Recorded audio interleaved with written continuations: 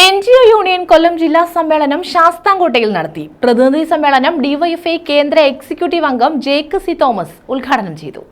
NGO union കൊല്ലം ജില്ലാ സമ്മേളനം Sasthamkotta Muthuvilakkad NJ convention സെന്ററിൽ നടത്തി.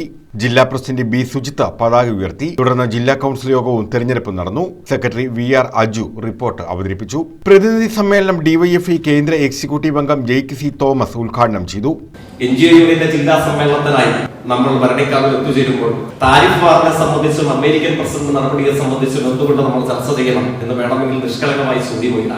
പക്ഷേ മുമ്പ് ഒരിക്കൽ എന്നെ നിരീക്ഷിച്ചതുപോലെ രാഷ്ട്രീയത്തിൽ നിങ്ങൾ ഇടപെട്ടാലും ഇല്ലെങ്കിലും രാഷ്ട്രീയം നിങ്ങളുടെ ജീവിതത്തിൽ ഇടപെട്ടുകൊണ്ടേയിരിക്കും എന്നുള്ളതാണ്. താരിഫ് ഇമ്പോസിഷനും താരിഫ് വാറും ലോകത്ത് മറ്റു പല രാജ്യങ്ങളുടെ പേരും ചുമത്തപ്പെടുമ്പോൾ അതിന്റെ അനുരണനങ്ങൾ ഭരണിക്കാവിലും കേരളത്തിലും ഒക്കെയുള്ള നമ്മുടെ ഓരോരുത്തരുടെയും ജീവിതത്തിലാണ് സംഭവിക്കുന്നത്. B. സുജിത്ത് അധ്യക്ഷത വഹിച്ചു. നമ്മുടെ രാജ്യത്ത് കോർപ്പറേറ്റുകൾക്ക് അവരുടെ സമ്പത്ത് വർദ്ധിപ്പിക്കാൻ ആവശ്യമായ നിലയിൽ അവരുടെ നയങ്ങൾ മൂലപ്പെടുത്താൻ വേണ്ടി അവരുടെ കോർപ്പറേറ്റ് അനുകൂല നിയമങ്ങൾ നിർമ്മിക്കുന്ന സഭകളായി നമ്മുടെ പാർലമെന്റുകളെ മാറ്റുക. അതിനെതിരായി വലിയ പ്രക്ഷോഭങ്ങൾ നമ്മുടെ രാജ്യത്ത് നടക്കുന്നുണ്ട്.